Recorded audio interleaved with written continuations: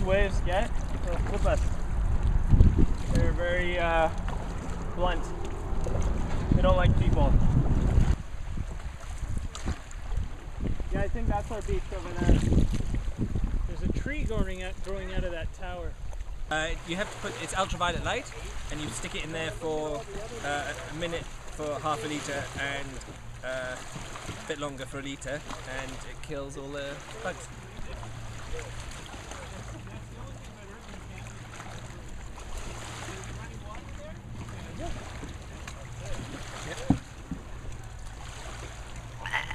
No, it's great.